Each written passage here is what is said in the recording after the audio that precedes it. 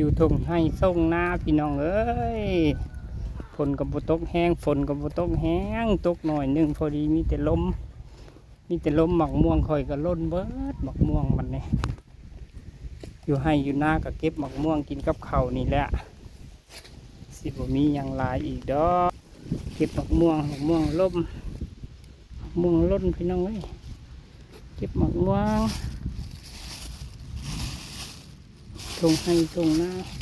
ฝนตกลงมาน้อยเดียวพอดินจะสลายจะเก็บหมักม่ว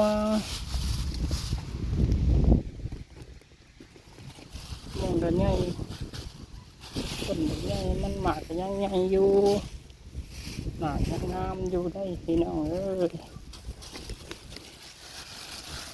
หมากยังงามอยู่หมากม่วงค่อยสิมันล้นกันยังบ่ทันสุกดอกหากะสุกหมากปีดหมากปลายมันเนาะเพราะว่ามันยังหนักแก่มันหักผลแต่หัวปีผลตัวหัวปี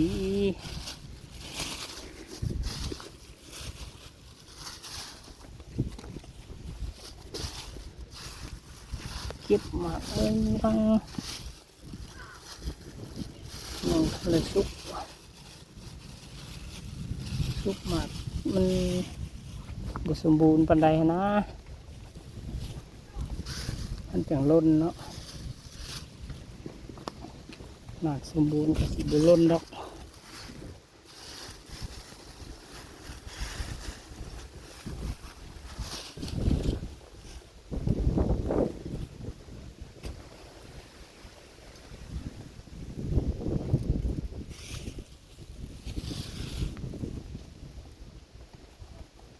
งามมันกระโตด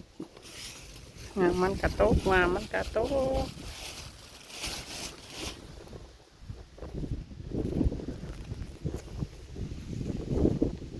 เด็กดกอยู่อีนี่ก็ได้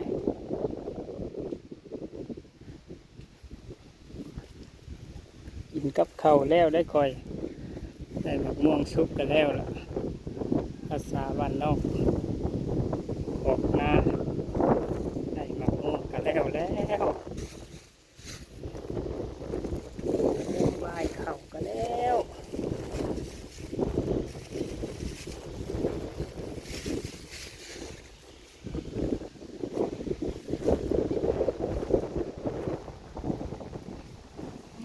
ตกลงมาอยู่ได้ก็ตกมา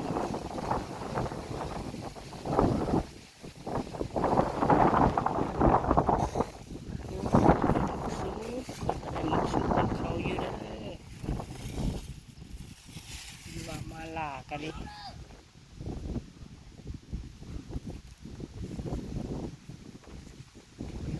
ต้นใหญ่มันนี่หมากก็ยังงามอยู่พี่น้องเอ้ยหมากม่วงธรรมชาติแกนอย่างใหญ่แน่เด้อ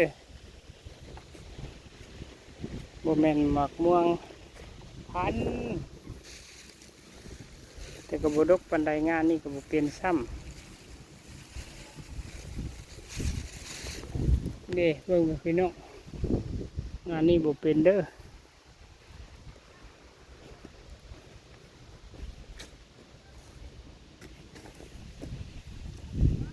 อยู่ทงให้ทงนานี่แหละเจ้าอยู่ทงกว้างอยู่ทงกว้าง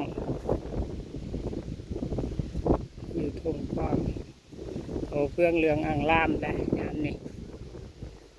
มีต้นไม้ต้นใหญ่ก็เขียวซุ้มอยู่เลยเนาะย่างทำแล้ว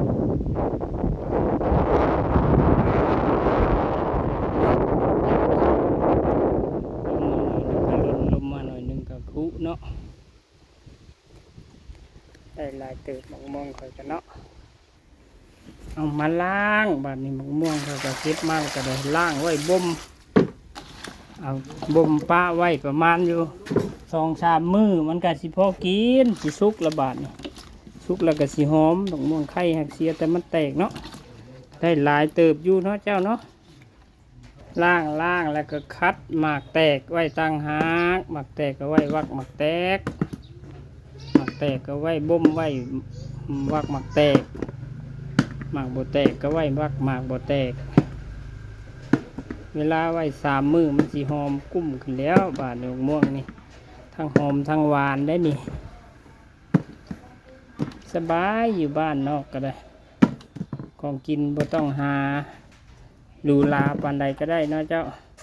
คอยกับแม่นมักผู้หนึงกินกับข้าวก็แล้วนี่กินเที่ยงก็แล้วเที่ยงกินเช้าก็แล้วเช้าพูดว่าคอยก็ได้กินง่ายอยู่บ้านนอกกินกินหยังก็แล้วก็ง่ายพูดเลยเนาะเลี้ยงง่ายได้คอยก็ได้ธรรมชาติเลี้ยงกับบ่เป็นหยังกินของตามฤดูเนาะ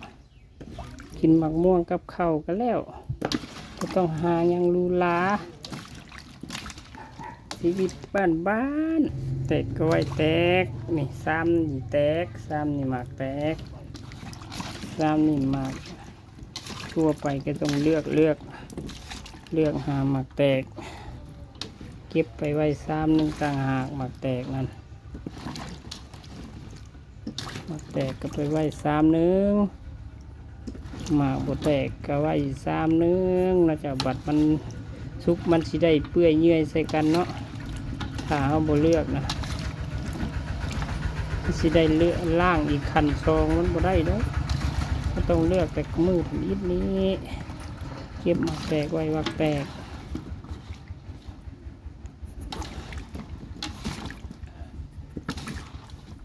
ส่วนลายมันก็ตกมาใส่บนดินแขนแห้งแล้วกกมันก็อยากสูงแน่มันก็เลยแตกคันกกมันต่ำก็สิบ่แตกเนาะนี่พี่สร้างต้นมันก็2-3 อุ้มบุได้เนาะมะม่วงแต่อีปูอีหญ้าคอยพูนปลูกนะมันก็เลย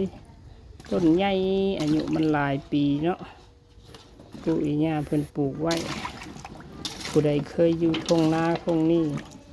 อาจสิฮู้เนาะว่านาข่อยมันมีปูอีหญ้าปลูกไว้หลายปีมีต้นม่วงอยู่ต้นยางเนาะเจ้าต้นยางก็ใหญ่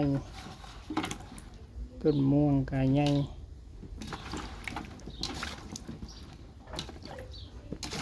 เป็นตระกูลใหญ่เด้เฉพาะบ้าน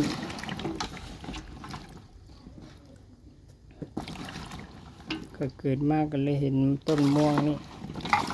ก็เลยหอดมาดูมันก็กินกับเขาก็เลี้ยวไปก็ว่าแซ่บมันอะไรพี่น้องเพื่อนก็สิแซ่บเหมือนกันบ่มาเด้อหาเลือกกินหมากชุกจักบาทเบิ้งกินหมากชุกจักบาทเบิ้งเพื่อนมาหมากชุกหมากแตกบ้านนี้